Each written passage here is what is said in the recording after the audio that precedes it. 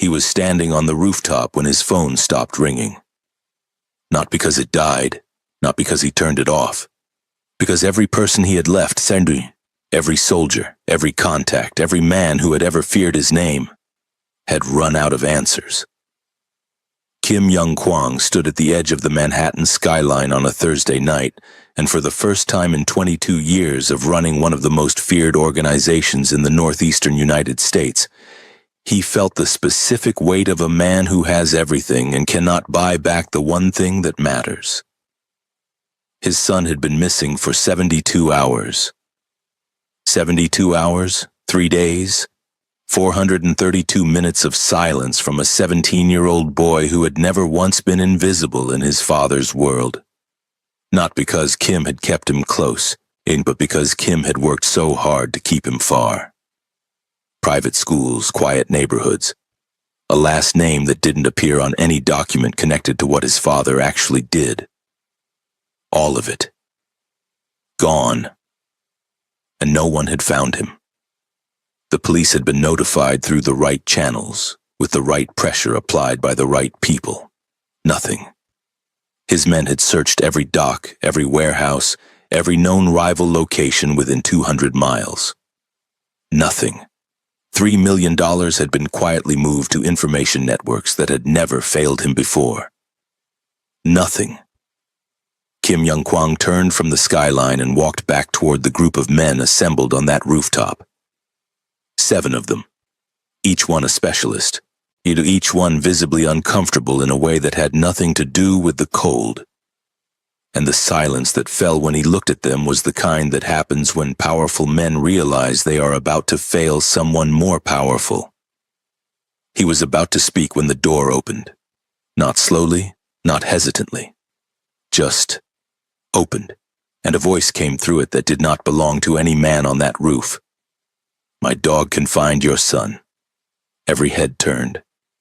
The men reached for weapons. 2 of them stepped forward. One of them actually laughed. A short, involuntary sound that he immediately regretted when Kim's eyes moved to him. Standing in the doorway was a child. 9 years old, small, dark-skinned with natural hair pulled back and eyes that were doing something unusual. They were not wide with fear. They were steady, focused, moving around the rooftop the way a person's eyes move when they are calculating, not when they are scared. Beside her, sitting with the practiced calm of an animal that has learned to read rooms, was a Belgian Malinois. Tawny and lean with ears alert and a gaze that somehow inexplicably was already pointed at Kim. The girl's hands were folded in front of her. She did not move from the doorway.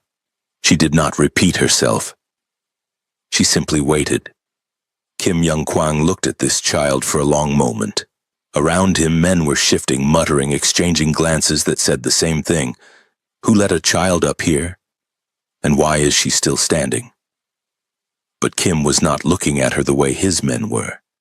He was looking at her the way he looked at things that surprised him, with interest. "Who are you?"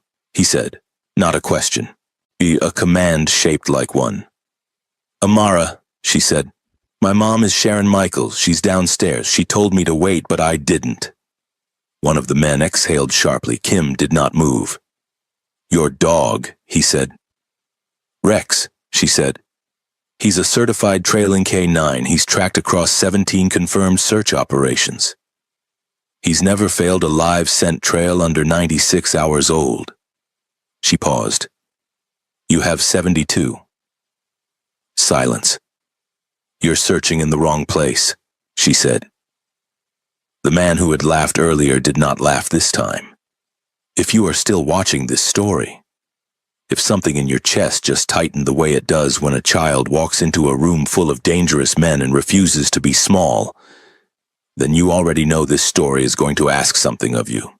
It's going to ask you to sit with it. Subscribe so you don't lose it, and tell me in the comments, what did you feel in that moment? Not what you thought, what you felt. Because the people in this community don't just watch, they pay attention. And there's a difference. The woman at the bottom of the stairs had not moved since Amara disappeared through the door. Sharon Michaels was 38 years old, and she had spent most of those years learning how to read rooms before she entered them. Military background, K-9 training and handler certification. 4 years working with a federal task force that specialized in organized crime infiltration before she left. Quietly, carefully, and with the kind of exit that people arrange when they know too much and want to stay alive. She had built something modest after that, a small private security consulting firm, 3 employees, contracts with corporate clients who needed threat assessment and didn't ask too many questions. A 2-bedroom apartment in Crown Heights where Amara did her homework at the kitchen table and Rex slept at the foot of the bed. A life that was deliberately unremarkable, and she had almost kept it that way. But 2 days ago, Amara had been sitting at that kitchen table doing exactly what she always did, half reading, half listening to the news playing low from Sharon's laptop. And she had looked up and said very calmly, "Mom, that's the man whose son is missing. I know where he might be." Sharon had closed the laptop. She had looked at her daughter for a long time. "No," she had said. And Amara had looked back at her with those eyes that had never fully understood the concept of backing down and said, "Mom, whom the dog knows too." Rex had lifted his head from the floor and looked at Sharon. That was 2 days ago. Now Sharon was standing at the base of a staircase in a building she had no business being in, listening to silence from the floor above, and doing the specific math of a woman who knows how bad an idea is and has done it anyway because the alternative was worse. She heard footsteps on the stairs. Not Amara's. Heavier. A man appeared, mid-40s, sharp suit, the particular posture of someone who manages other dangerous people rather than being dangerous himself. He looked at her the way people look at things that don't fit. "Mr. Kim will see you," he said. Sharon picked up her bag and climbed the stairs. The rooftop was colder than she expected. Even the men arranged around it had rearranged themselves since Amara's entrance. She could tell by the way they were positioned, slightly off from where they would naturally stand, recalibrated around the presence of a child who had apparently disrupted something. Kim Young-kwang was standing near the center of the space. She had seen photographs. They did not prepare you for the stillness of him. Most powerful men filled rooms with movement, with the noise of their own importance. Kim was the opposite. He was the kind of man who made the room come to him. He looked at Sharon the way he had looked at Amara, assessing, unhurried. "Your daughter," he said, "told my men they were searching in the wrong place." "She said that to me 2 days ago," Sharon replied. "If you waited 2 days. I spent 2 days trying to talk her out of coming here." Something moved behind Kim's eyes. Not amusement, recognition. "She told you the dog would find him. She told me Rex already had a scent direction. From a news photograph, the fabric of the jacket the boy was wearing in his last known public appearance." Sharon paused. She noticed he was wearing the same jacket in the background of a photograph from a fundraiser event 3 weeks earlier. She matched the scent profile from the family's public Instagram. There was a video of the son and a dog. Rex responded to the screen. Kim was very still. "She's 9, he said. "I know," Sharon said. "Believe me." Amara, who had been standing quietly beside Rex near the rooftop ledge, looked over at this exchange and then looked back at the dog. He was apparently satisfied that the adults were finally communicating at the appropriate level. One of the men near the back, broad, with the kind of jaw that suggested he had never in his life been told no and survived the experience, crossed his arms and said loudly enough for everyone to hear, "We're doing this? We're actually doing this? We brought in a woman and a child and a dog because our own people couldn't." "Hansu," Kim said. The man stopped. "Go downstairs." A pause that lasted exactly 1 second longer than it should have. Then Hansu uncrossed his arms and walked to the staircase without another word. Kim looked back at Sharon. 30 minutes, he said. "Show me what you have." Sharon looked at Amara. Amara was already unclipping Rex's lead, and what happened in the next 4 minutes would later be described by two of Kim's men, independently to people they trusted, as the strangest thing they had ever seen in a career full of strange things. Rex moved, not frantically, not in the excited, scattered way that untrained animals move when they catch a scent.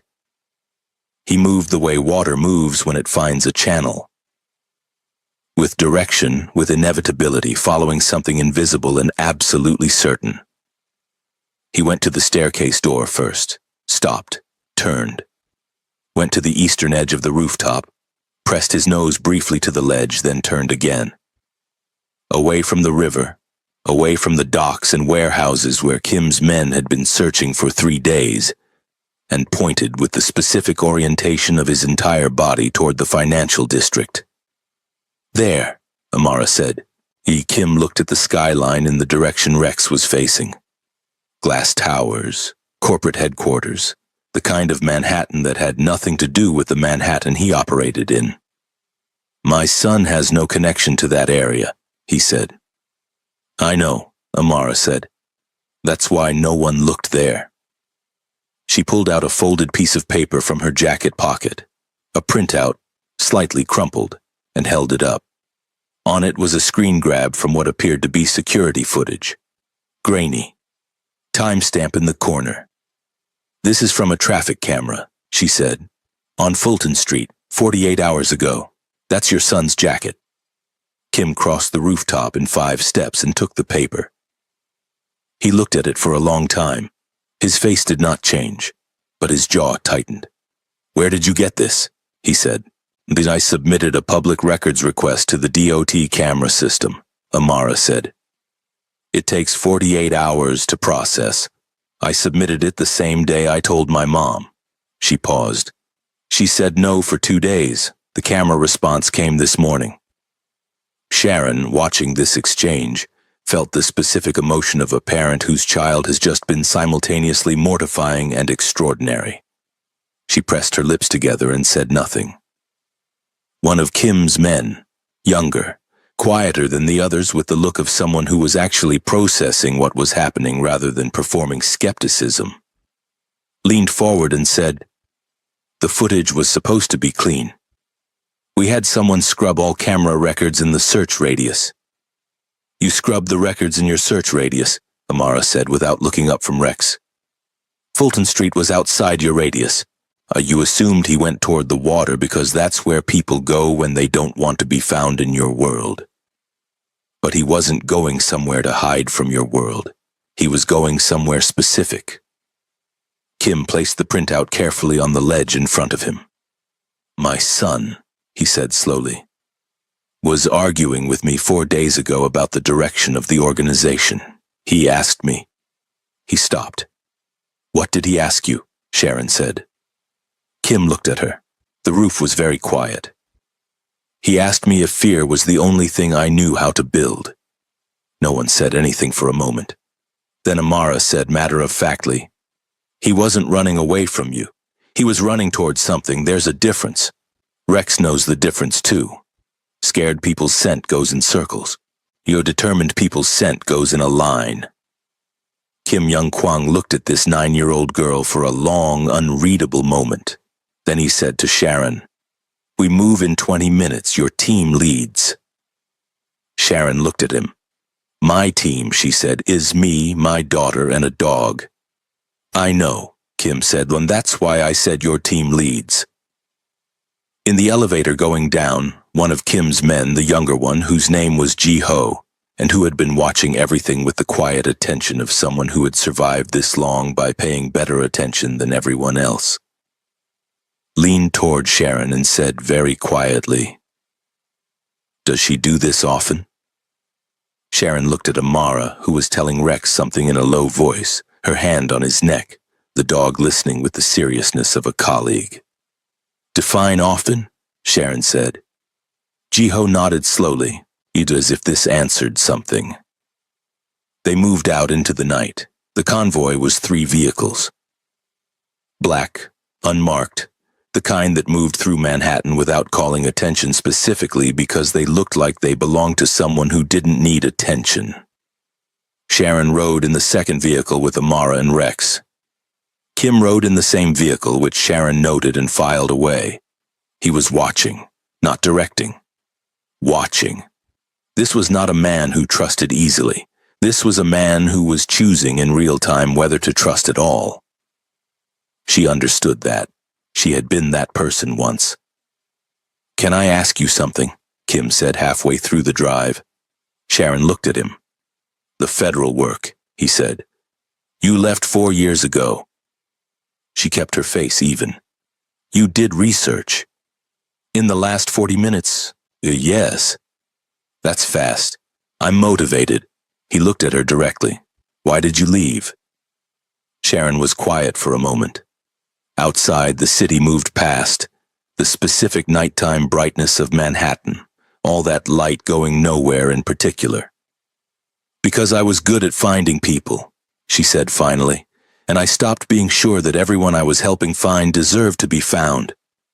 Kim absorbed this. "And now you came here," he said, "to find my son." "My daughter came here," Sharon said. "I followed my daughter. Those are different things." In the front seat, Amara had turned around and was looking at Kim with the frank appraisal of a child who has not yet learned to make her assessment of adults less visible. "You love him?" she said to Kim. "Your son. You just don't know how to show it in a way he can feel." Kim looked at her. Amara," Sharon said. "I'm just saying what's true," Amara said, turning back around. "Rex can smell grief. It smells different from fear. You've been grieving since before he disappeared." The car was very quiet. Ji-ho in the front passenger seat appeared to be studying the dashboard with considerable intensity. Kim said nothing for the rest of the drive. They parked 2 blocks from a parking structure on the edge of the financial district. Concrete, unremarkable, the kind of structure that existed in every city as a functional thing no one ever looked at closely. 7 levels.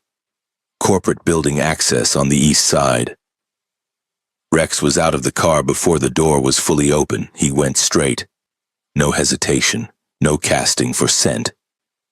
He had it already, had apparently held it the entire drive, and the way trained trailing dogs hold a thread of smell, the way musicians hold a note, continuous and certain through all the noise. "He's been here," Amara said, jogging slightly to keep up with Rex's pace. "Recently, within the last 24 hours. Kim's men fanned out around the perimeter. Kim walked directly behind Amara and Rex, which Sharon noticed again and filed away. He was not delegating. He was present. They went to the 3rd level. Rex slowed, stopped, turned to the left toward a section of the structure where the lighting had partially failed. 2 of the overhead fixtures dark, the 3rd flickering in a way that made the space feel deliberately unlit rather than accidentally maintained. Amara stopped walking. She was looking at the ground. "That's wrong," she said. Sharon came up beside her. "What?" Amara pointed, and on the concrete floor, barely visible in the flickering light, was a scattering of small metallic wrappers.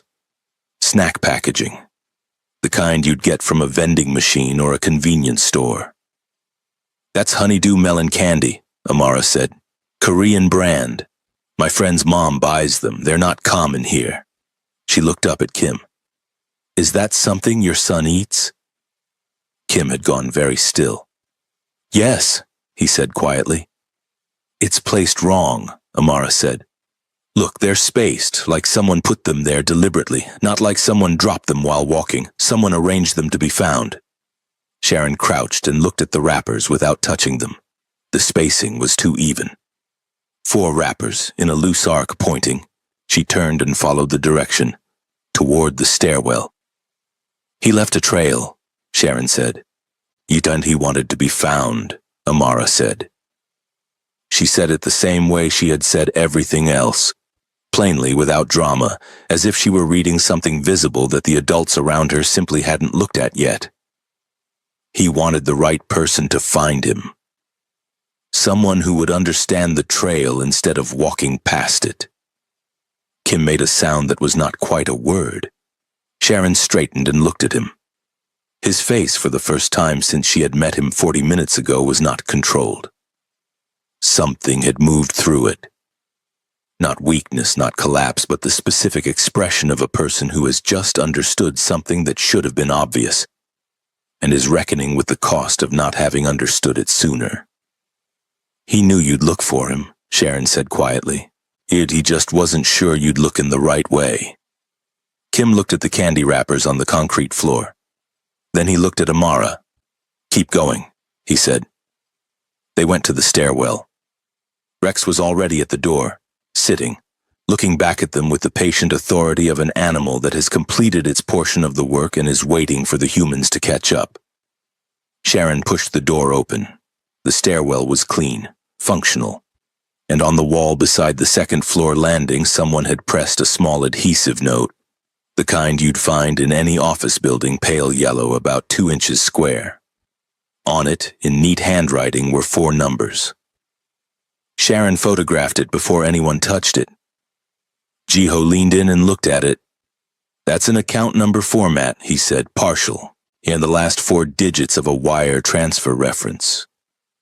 Kim's expression shifted. That's internal coding, he said. His voice was different now.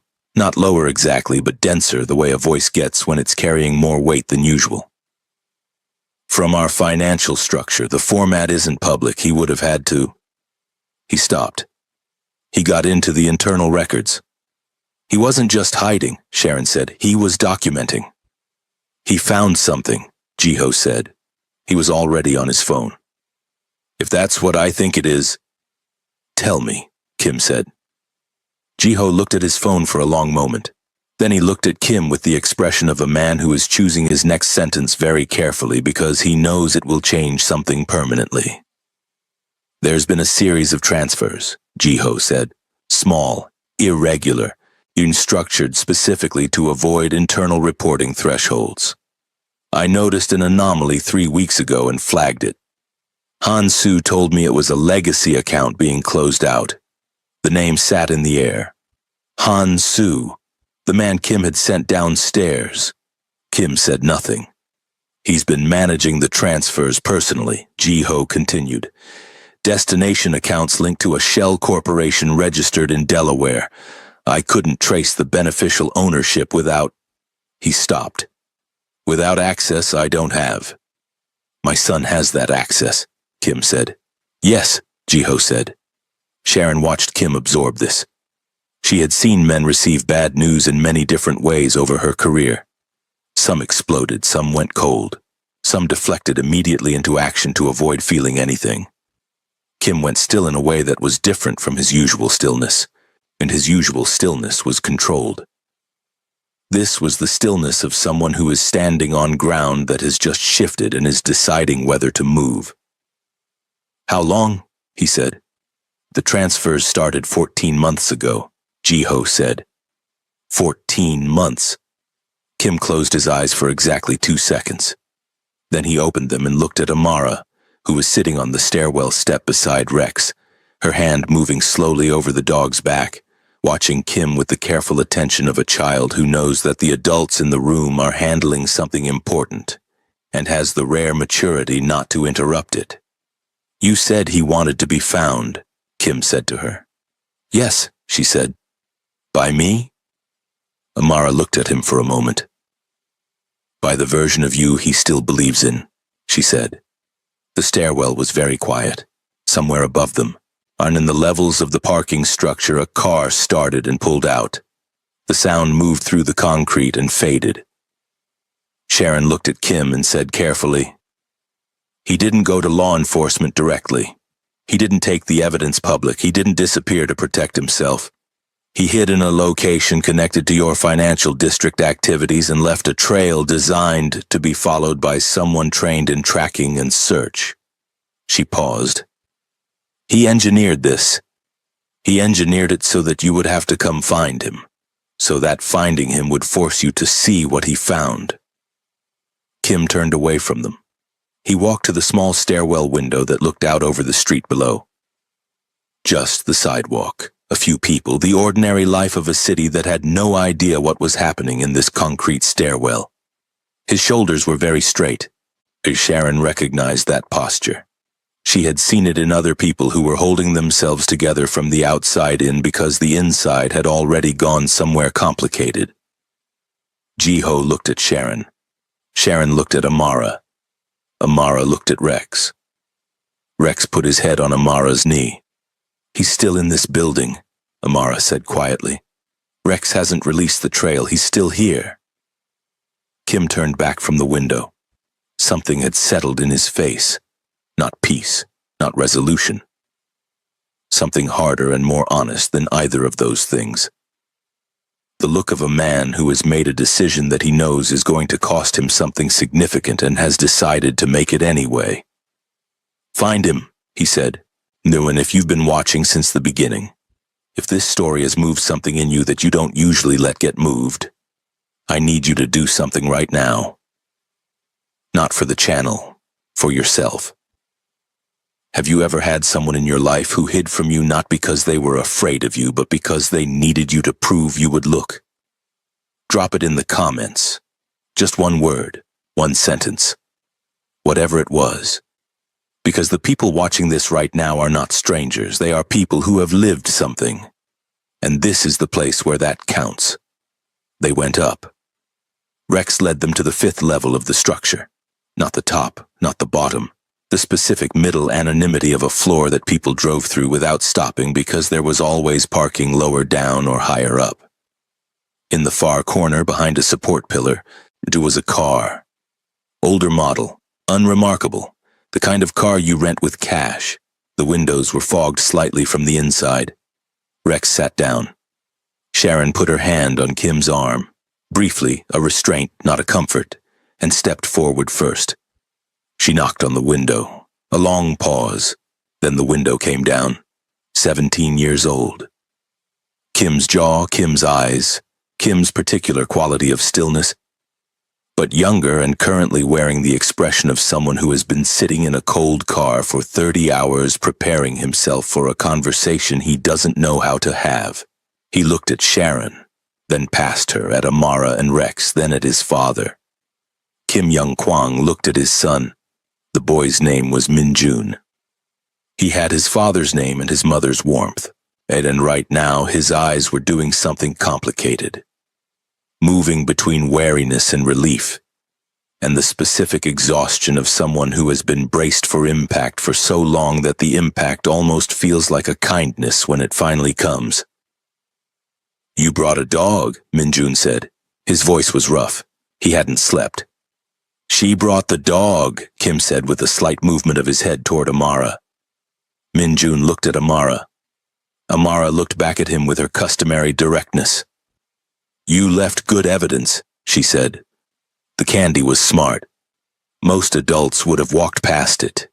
Minjun blinked, then unexpectedly cracked, not into tears, into a short, disbelieving sound that was almost a laugh and was clearly the first thing resembling a laugh he had produced in several days, and in which he immediately pressed his mouth closed against as if he wasn't sure it was appropriate. Jiho, standing near the pillar, made a sound that might have been a cough. Sharon felt the specific physical sensation of tension releasing in small increments across her shoulders.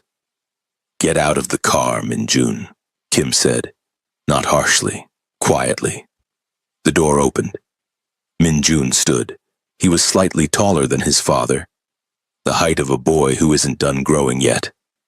And he was holding a manila folder against his chest with both arms crossed over it the way someone holds something they've been protecting for days and aren't ready to let go of. He looked at his father. "I found the transfers 8 weeks ago," he said, without preamble, without softening, gamble. And I went into the internal financial records because I was trying to understand how the organization was structured, not to cause problems. I wanted to understand." He paused. "And I found Han Su." Kim said nothing. 14 months, Minjun said. "He's been systematically moving money through shell accounts, not to a rival, to himself. and attached to the Shell Corporation. He stopped. His jaw worked for a moment. Dad, it's not just money. Kim looked at the folder. The corporation has subsidiaries, Minjun said. 2 of them are logistics companies. They've been used as infrastructure for... He stopped again, swallowed. Trafficking. People trafficking, through the ports, using our network, using our reputation as cover. The parking structure was very quiet. Hansu has been running it for 14 months, Minjun said. Under your name. Under the protection of your organization. Without your knowledge. He looked at his father directly. At least, I hope, without your knowledge. Kim looked at his son for a long moment. You thought I might have known, he said. I didn't know, Minjun said. That's why I didn't go straight to you. I needed to know if you were in it or if you'd been used. His voice was steady, but his hands, Sharon noticed, were gripping the folder hard enough to white his knuckles. I needed evidence either way, and I needed it before I made a choice I couldn't take back. Kim took a single step forward. Minjun held his ground. Father and son stood in the dim light of a 5th-floor parking structure, and between them was 14 months of betrayal that neither of them had created, and both of them were going to have to carry. You should have come to me, Kim said. I needed to know who I was coming to, Minjun said. A beat. Then Kim said very quietly, And now? Minjun looked at him. The folder has everything, he said. Account numbers, transfer records, names, shipping manifests, dates. He paused. Enough to dismantle it completely. Enough to hand to the right people and make it stop. The right people, Kim said. Yes, Minjun said. Which is a conversation we need to have, because the right people might not be the people you usually call. Sharon, who had been standing slightly apart from this exchange with the professional awareness of someone who knew exactly what the right people meant in this context and exactly how complicated this was about to get, made a quiet sound. Both Kims looked at her. I might know the right people, she said, and Kim looked at her for a moment. The federal work, he said. I left on good terms, Sharon said. Mostly. Minjun looked at Sharon, then at his father, then at the small girl standing beside a Belgian Malinois who was sitting calmly in the middle of a Mafia family crisis at 11 o'clock on a Thursday night. Who are you people? Minjun said. Amara Michaels, Amara said. This is Rex. He found you. Minjun looked at Rex. Rex looked back at him with the self-possessed calm of an animal that has done its job completely and is prepared to be appreciated. Thank you, Minjun said to the dog with complete sincerity. Rex's tail moved once. Jiho, who had been quiet for several minutes, spoke up. Hansu knows we've been looking. He doesn't know what we found. But when we don't come back with nothing, he'll run, Kim said. Or he'll accelerate whatever he's planning, Jiho said.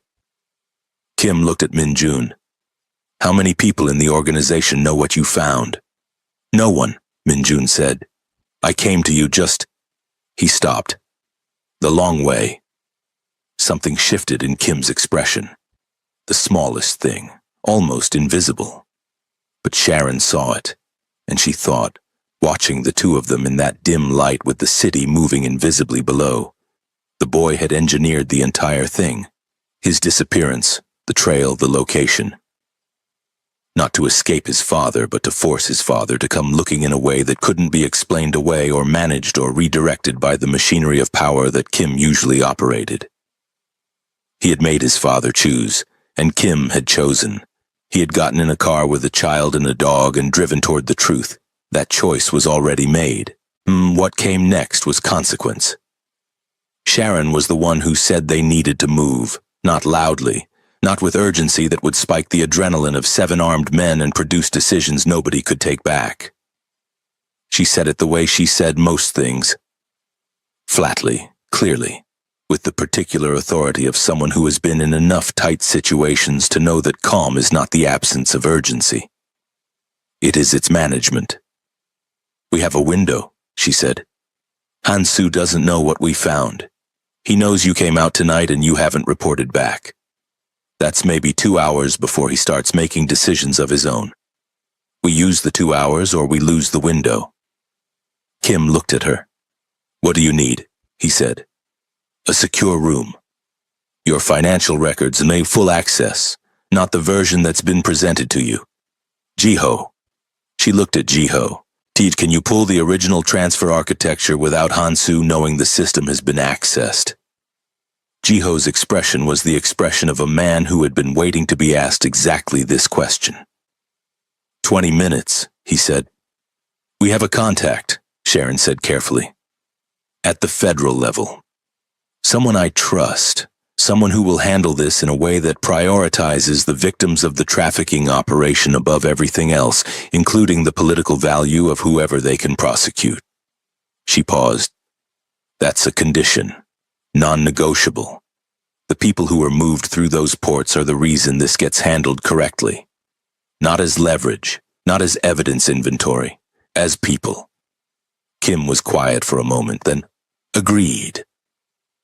Minjun, who had been listening to this exchange with the expression of someone watching a negotiation he had imagined in the abstract for weeks, suddenly become real and fast-moving, looked at his father. Just like that? He said. What? Kim said. You just agreed immediately. Your alternative is what? Kim said. I negotiate, I protect the organization at the expense of what Hansu built inside it? He looked at his son directly. I didn't know, Minjun. I want to be clear. I did not know. Minjun held his father's gaze. I know, he said. Now. It wasn't forgiveness. It wasn't the completion of anything. It was something more honest than both. An acknowledgement between two people that the ground had shifted and they were both standing on it and neither of them was going to pretend otherwise. Sharon recognized it. She had had a version of that conversation once. With someone who mattered, at a moment when honesty was the only thing left that cost something real. She picked up her bag. Then let's go, she said. They moved out of the parking structure in a different configuration than they'd entered. Minjun now with them, the manila folder held against his side, Rex walking close at Amara's heel with the quiet purposefulness of a dog that has shifted from search mode to something that felt, if you were paying attention, like protection. In the elevator down, Minjun looked at Amara. How did you know where I was? He said. Actually. Amara considered this with the seriousness she gave to all direct questions. The news photograph of your jacket, she said. You were wearing it at a public event 3 weeks ago. Same jacket as your last known appearance. I pulled a scent association for Rex from a video on your family's social media. There was a moment where you were holding a dog. Your face was close to your sleeve. Rex locked onto the jacket's fiber scent signature. She paused. Then the traffic camera request confirmed direction. Minjun blinked. I'm 17. He said, You're 9. I know, Amara said. That's impressive.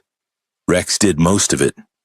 Rex, hearing his name, looked up and then immediately looked forward again, apparently satisfied. Minjun looked at Sharon. Is she always like this? He said. I've been asking myself that question for 9 years, Sharon said. I don't have a better answer than yes. Minjun almost smiled. And the almost smile lasted approximately 1 second before the elevator opened, and the reality of the next several hours reasserted itself. They went to a secondary location, a floor of a midtown building that Kim used for meetings that didn't appear in any calendar. Secure. Minimal. The kind of space that existed specifically for moments when everything had to be managed away from everywhere it was known. Jiho had his laptop open before they arrived. By the time Sharon sat down, he had the transfer architecture pulled and was already mapping the shell corporation structure against the logistics subsidiaries. What appeared on the screen was not complicated. That was the first frightening thing about it. Most sophisticated financial crime was elaborate, Layered, obscure, designed to require forensic accountants and months of analysis. What Han Su had built was the opposite. It was simple, clean lines. Direct transfers through 2 shell accounts to 2 logistics companies that existed on paper and in function, with actual shipping operations attached to make them credible. The simplicity meant he had been confident. Confident that no one was looking, confident that Kim's name was sufficient protection. He used the reputation, Kim said, looking at the screen. His voice was controlled, but barely. Yes, Jiho said. He ran it under cover of the organization's known activity so that anyone who encountered it in a port inspection or customs review would back off immediately. Yes. How many? Kim said. How many people? Jiho looked at the manifests that Minjun had included in his documentation. He was quiet for a moment. Based on the shipping volumes and the dates, Jiho said carefully. I would estimate the operation moved between 40 and 80 people over 14 months. Some of the manifests are incomplete. The full number requires forensic analysis. He paused. The contact Ms. Michaels mentioned, they would have access to Port Authority records that could complete the picture. 40 to 80 people. Through ports protected by Kim's name, over 14 months. Kim stood up from the table and walked to the window. He stood there with his back to the room, looking at nothing, and the silence he occupied was a different quality of silence than any he had produced that night. It was the silence of reckoning, not with danger but with consequence. Sharon watched him. She had made a judgment call 2 days ago, and when Amara had looked up from the kitchen table and said she knew where the missing son might be. Sharon had spent 48 hours arguing against coming here, had catalogued every risk, had understood exactly what she was walking into and exactly what it could cost her. She had come anyway because her daughter had looked at her with those eyes and because underneath the professional risk assessment, Sharon had understood something that she hadn't said out loud. The boy had disappeared, and the people moved through those ports had disappeared too. Some things required showing up. Make the call, Kim said without turning from the window. Sharon pulled out her phone. The contact's name was Park Seung-yeon. She was a federal task force senior investigator, and she and Sharon had history that was complicated and professional, and built on a mutual respect that had survived Sharon's departure from federal work 4 years ago. They had not spoken in 14 months. Sharon had maintained that silence deliberately, not out of hostility but out of the careful discipline of someone who had stepped away from a world, and understood that partial returns were more dangerous than none. She had hoped she would not need to break that silence. She dialed. Seung-yeon picked up on the second ring. Sharon, she said. Not surprised, which meant Sharon realized that Seung-yeon had been watching something that connected to tonight. You know why I'm calling, Sharon said, a pause. I have a working hypothesis, Seung-yeon said carefully. Does it involve a logistics subsidiary registered in Delaware with port access in 3 northeastern states? Sharon looked at Kim's back. It does, she said. And the party providing documentation. Is motivated, Sharon said, to make this stop cleanly and completely with full priority given to the welfare of anyone moved through the operation. Another pause. Longer. That's a significant ask, Seung-yeon said. I know what I'm asking, Sharon said. I also know what's on the table. Minjun Kim spent 2 weeks documenting this from inside. The records are clean, sourced, and detailed. Jiho Lee can provide the internal financial architecture. The organization's principal is prepared to cooperate. She paused. This doesn't need to be a prosecution spectacle. It needs to close the network and find the people. Silence on the line. Then Seung-yeon said, I need 3 hours to position assets. You have 2, Sharon said. Hansu Park is mobile and he will be aware something has shifted within the hour. A breath. 2 hours, Seung-yeon said. Send me a location. Sharon ended the call and looked around the room. Jiho was still at the laptop. Minjun was sitting across the table from him, the manila folder open between them, going through documents methodically. The behavior of someone who has been doing this alone for weeks and is experiencing the specific relief of having help. Amara was in the corner with Rex, both of them apparently asleep, though Sharon had long ago stopped assuming that either of them was actually asleep when they appeared to be. Kim had turned from the window. He was looking at Minjun. Minjun was bent over a document, marking something with a pen, the lamplight catching the side of his face. And for a moment, watching Kim watch his son, Sharon saw something pass through Kim's expression that had nothing to do with organization or empire or the calculated decisions of a powerful man. He looked like a father. Just that. Just a father looking at his child across a table in a difficult room, grateful in a way that had no strategic dimension whatsoever. She looked away because that moment belonged to them. A hand touched her sleeve. She looked down. Amara, who had apparently not been asleep, was looking up at her with the expression she used when she had something to say that she wasn't sure was her place to say. "What?" Sharon said quietly. "Hansu was at the rooftop meeting," Amara said. "I know. He went downstairs when Mr. Kim sent him away." "I know. He was on his phone before the elevator door closed," Amara said. "I saw him through the gap." Sharon was very still. "He was already making a call," Amara said, "before we left, before he could have known what Rex found." Sharon processed this. "He wasn't reacting," she said slowly. "He was moving something," Amara said, "or someone." Sharon stood up. She crossed the room to Kim in 4 steps and said very quietly and very directly, "Hansu made a call from the elevator when you sent him downstairs, before we found anything. That means the moment he was removed from the room, the moment you demonstrated that you were prioritizing finding Minjun over keeping your usual structure in place, he interpreted that as a threat." Kim's jaw tightened. "He has a contingency," Kim said. He has something," Sharon said. "I don't know what, but Seung-yeon's 2-hour window may be shorter than we thought." Kim looked at Ji-ho. Ji-ho was already on his phone. "This is the moment, right here, right now, in this room where a man is choosing between protecting everything he built and protecting what that building was supposed to be for.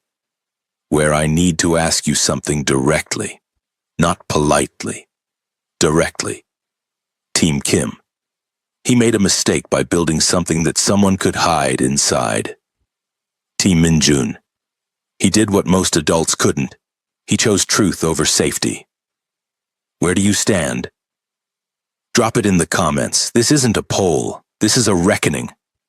And if this story is making you think about the people in your life who built empires with cracks in them, subscribe, because next week it gets harder. Ji-ho had contacts inside the Port Authority. Not formal contacts, the informal kind that exist when 2 people have been operating adjacent to each other long enough to have mutual interests. He made 3 calls in 11 minutes, each one brief and coded in the shorthand of people who don't say what they mean on phones. When he put the phone down, his face was careful. "There's a shipment," he said. "Listed as commercial cargo. Scheduled for departure from the port of Newark at 0400, 6 hours from now." He looked at the documents in front of Minjun. "The manifest company is one of the subsidiaries." The room went quiet. "That call Hansu made," Ji-ho said. "He was accelerating the timeline, and he knew something was wrong and he moved the departure forward." Kim stood up from his chair so smoothly and so suddenly that 2 of his men who had been stationed near the door instinctively straightened. "We have 5 hours, he said. 4.5, Sharon said. "Seung-yeon needs positioning time and she needs it to be clean. No advance contact from your side that contaminates the operation." Your men do not go to that port," Sharon said. Kim looked at her. "If your organization appears at that port," Sharon said, "the operation becomes about you. The people in that shipment become evidence in a case about Kim Youngkwang instead of people who need immediate assistance. Sung-yeon's team handles the port. That was the arrangement. And Han-soo, Kim said. Sung-yeon will find him, Sharon said. The financial documentation makes him the central target. He has nowhere to go that the paper trail doesn't follow him. That's not the same as having him, Kim said. No, Sharon said. It's not. They looked at each other. The particular tension in this moment was not the tension of people who disagreed. It was the tension of people who agreed about the destination and were negotiating the cost of getting there. Sharon understood the impulse. She had felt it herself. The desire to reach past the procedure and the protocol and handle the thing directly with hands with certainty. But she also knew what that cost. Let Sung-yeon work, she said. Trust the process you set in motion. Kim said nothing for a moment, then quietly. I've spent 20 years building structures that don't require trust. I know, Sharon said. That's why your son had to disappear to make you use it. The sentence landed in the room like a stone into still water. Nobody moved. Kim looked at Sharon for a long moment. Then he looked at Min-jun, who had looked up from the documents and was watching his father with the expression of someone who has rehearsed a difficult conversation so many times in their head that when the moment arrives, all they can do is be present for it. I heard you, Kim said to his son. Not about the documents, not about Han-soo, about the question his son had asked 4 days ago, standing in a room with his father who controlled a city, asking if fear was the only thing he knew how to build. Min-jun was very still. I'm not going to pretend it's simple, Kim said. No, what I built and how I built it. I'm not going to stand here and give you a speech about redemption because that's not something I've earned yet. He paused. But what you found, what you did with it, that required something I apparently failed to teach you because you figured it out yourself. Min-jun looked at his father. What? He said. Courage that doesn't need an audience, Kim said. Something in Min-jun's face shifted, not dramatically. The way things shift when something that's been braced against pressure for a long time is allowed, just slightly, to release. He looked down at the documents. Then he slid the full folder across the table toward his father. Then let's finish it, he said. Jiho forwarded the financial architecture to Sung-yeon's secure channel at 11:47 p.m. The documentation Min-jun had compiled, 8 weeks of quiet, careful, solitary work done by a 17-year-old who had understood that the evidence had to be unimpeachable, accompanied it. Sung-yeon's response was 4 words. Moving now. Stand by. The next hour was the specific particular difficulty of waiting when action is impossible. Kim's men had been repositioned, not to the port per Sharon's condition, but to a configuration that surrounded Han-soo's known locations and residences without making contact. A cordon that didn't yet exist officially but would make it very difficult to move without being observed. Jiho monitored the financial system for any further transfer activity. Min-jun sat at the table and ate the first time in 30 hours, a convenience store meal that one of Kim's quieter men had produced from somewhere apologetically, as if the inadequacy of a triangle sandwich in this moment required acknowledgement. Amara ate half of a rice cracker and fed the other half to Rex, who accepted it with the grace of an animal that has learned to eat what's available without complaint. Sharon drank coffee that was too strong and stood near the window and watched the city the way she always watched things, looking for the thing that was moving when everything else was still. At 12:34 a.m., Sung-yeon called. Han-soo Park is in custody, she said. We intercepted him at a secondary location attempting to access one of the shell accounts for a full withdrawal. He didn't make it. A pause. The port operation is active. We have the manifest and we're moving on the shipment now. Sharon closed her eyes for 1 second. How many? She said.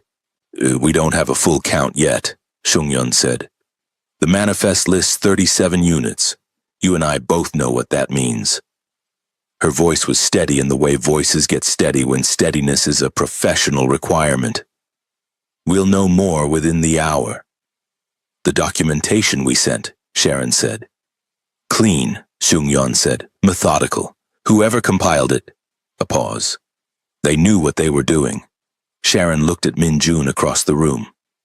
He's 17, she said, a beat of silence. Tell him, Shungyun said carefully, though that it mattered. Sharon ended the call. She stood for a moment in the particular weight of what had just happened. Not the resolution of it, because resolution was hours and weeks and months away for the people on that ship and for every layer of consequence still to come. But the arrest, the port, and the movement of a machine that had been running in the dark for 14 months stopped. She walked to the table. Han Su is in custody, she said. The port operation is active. Ji-ho exhaled. Kim closed his eyes briefly.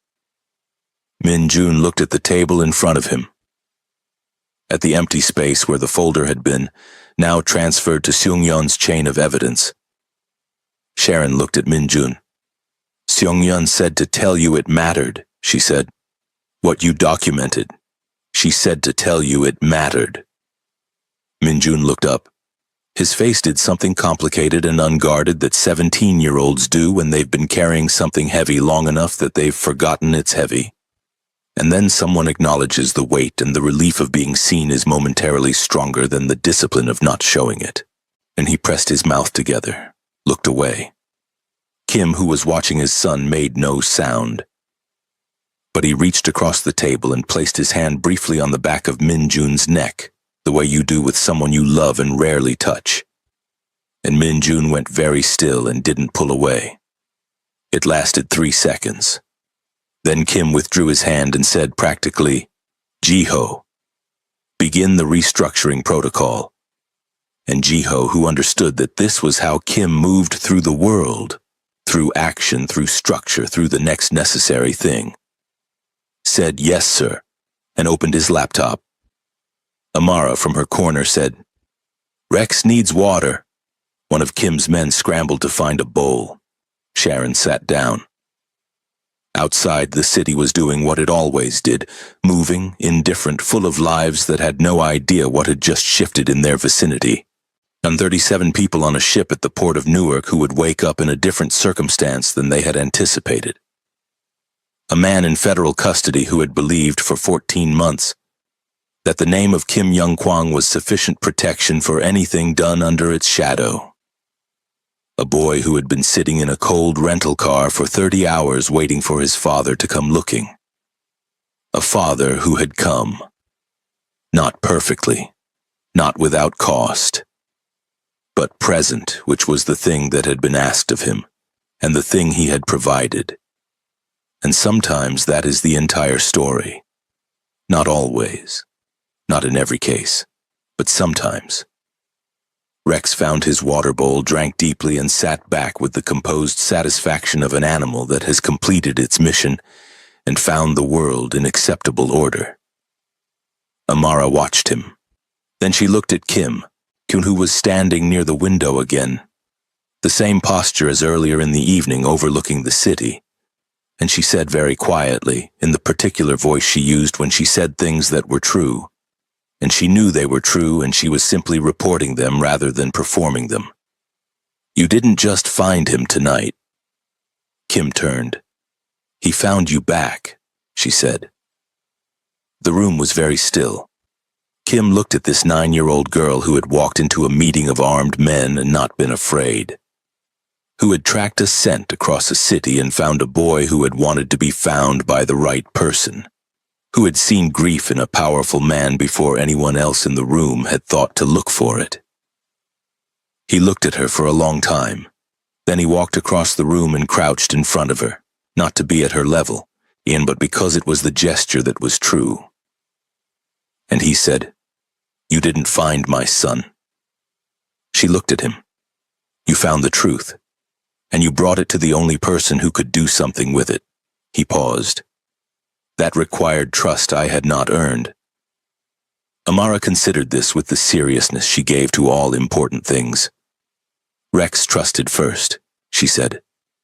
I just agreed with Rex.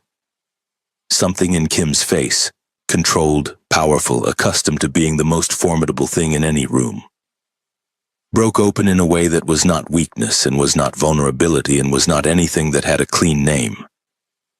It was simply human. He stayed crouched for a moment. Then he stood.